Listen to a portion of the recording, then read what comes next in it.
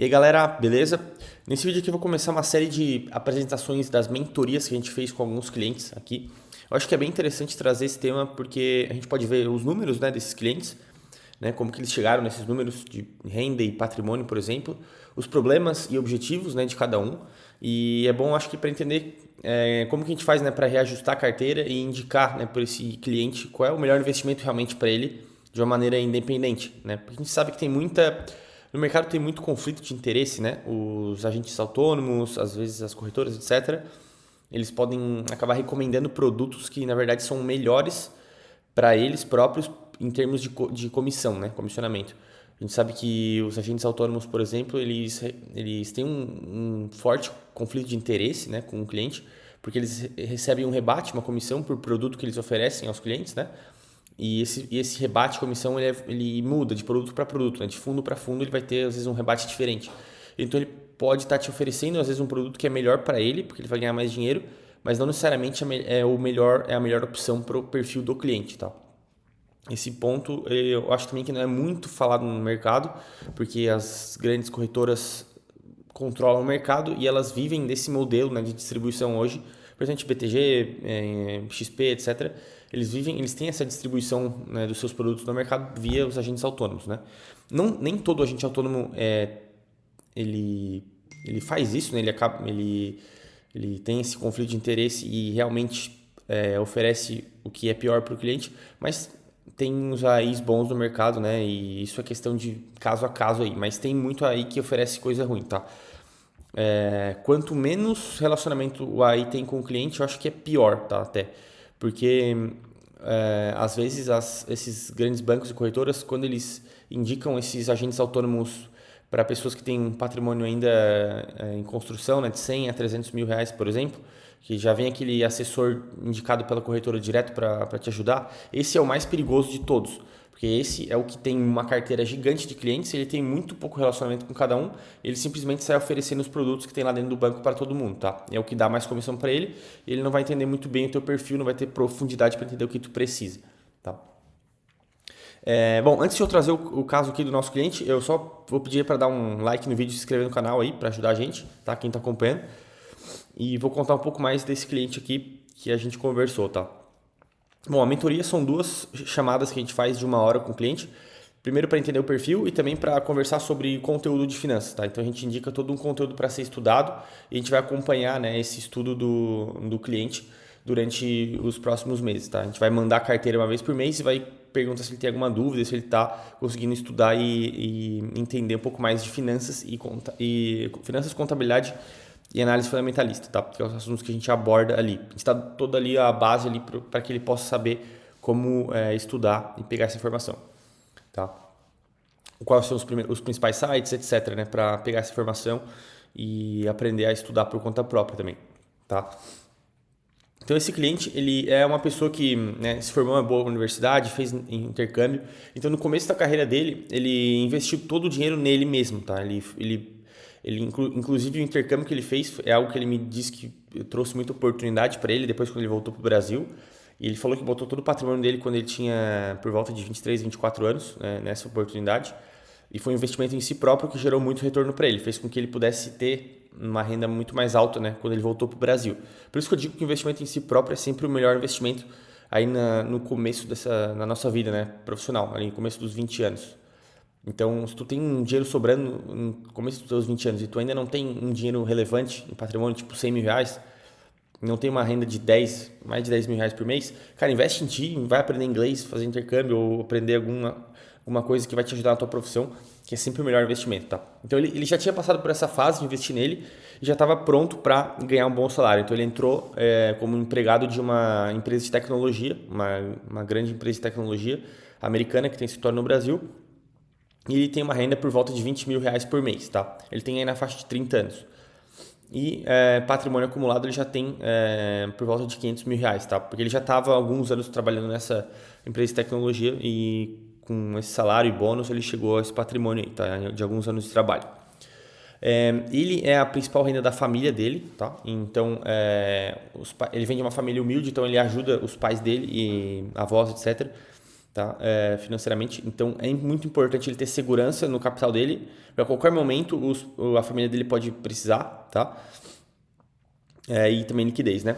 Então ele tem um perfil ultra conservador que vai buscar segurança e liquidez. Ele é uma pessoa que tem um certo receio com renda variável, ainda não investiu, nunca investiu em renda variável, tem uma altíssima aversão a risco, tá? Ele não quer ver o dinheiro flutuando na conta, tá?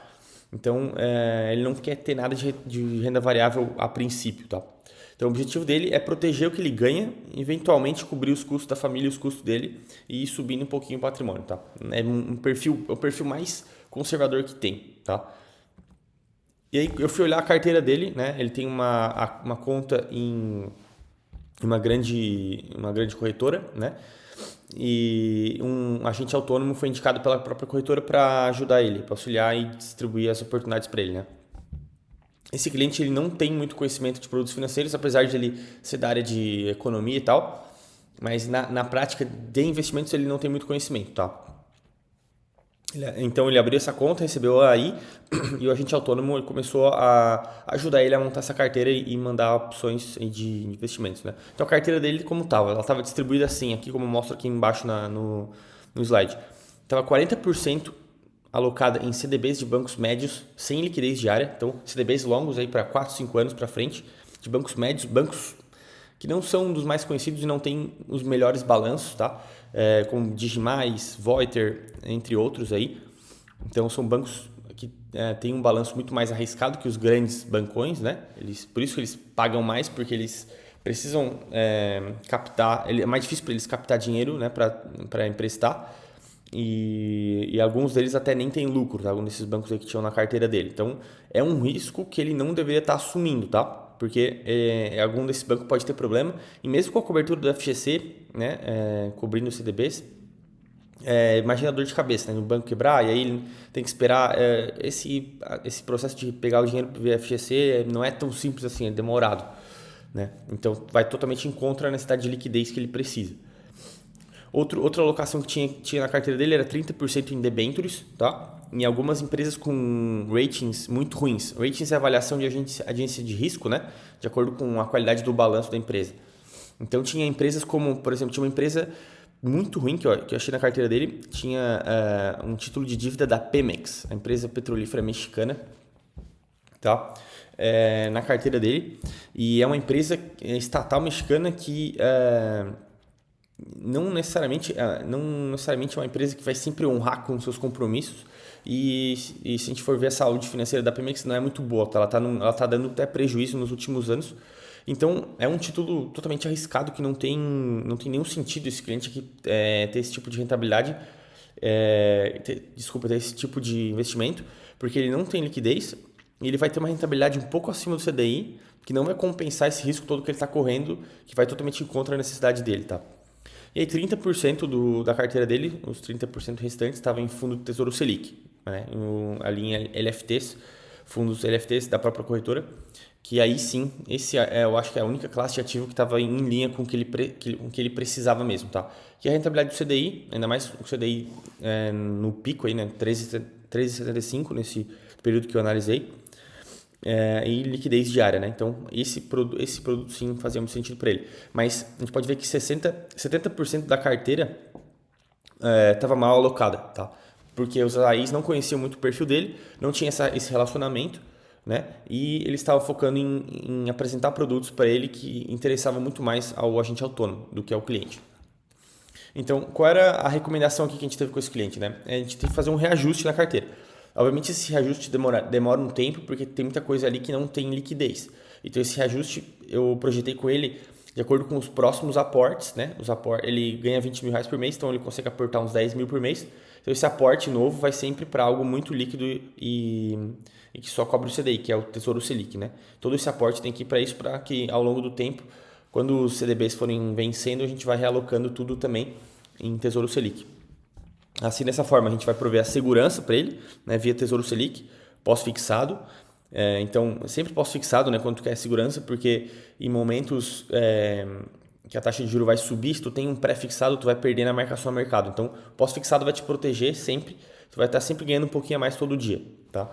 Liquidez, né? Liquidez diária, ele pode pedir para sacar esse fundo, né, de Tesouro Selic no mesmo dia e ter o dinheiro na conta no mesmo dia para possíveis emergências. Ele prezava muito por isso. E a gente vai eliminar ao longo do tempo o debêntures e os CDBs de bancos médios, tá? E a carteira no futuro vai ficar 80% Tesouro Selic, né? Com a melhor liquidez e segurança que ele pode conseguir nos investimentos. E 20% a gente vai deixar em alguns CDBs de bancos com bom balanço, que eu indiquei para ele os bancos, como analisar balanço de banco, né? Que todos os bancos, mesmo que eles não tenham ação na bolsa, os bancos que têm CDBs, né? Tu consegue ir lá na área de relações com investidores também deles e ver como que é o balanço do banco. Então a gente mostrou para ele como que olha um balanço de banco, ver se ele dá lucro nos últimos anos e tal, com o máximo de 2 anos de vencimento, tá? Então, ele vai ter um pouco mais de rentabilidade aí com o CDI, buscando só esse 20% da carteira de CDBs de bancos bons, tá? Como, por exemplo, um Paraná Banco, por exemplo, é um banco bom, que pode pagar um pouco acima do CDI. Então, se for 20% da carteira, ele não está correndo um risco muito excessivo e pode buscar um pouco mais de rentabilidade aí. Mas 80% da carteira aqui tem que estar num lugar muito seguro com liquidez, tá? Que não vai ter nenhum risco de nem nada de perda aqui, tá? Então, era isso.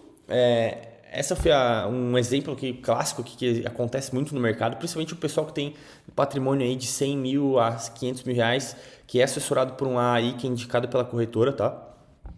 O AI sai entubando um monte de produto ruim e, na maioria dos casos, não está alinhado com o que realmente o cliente precisa, tá?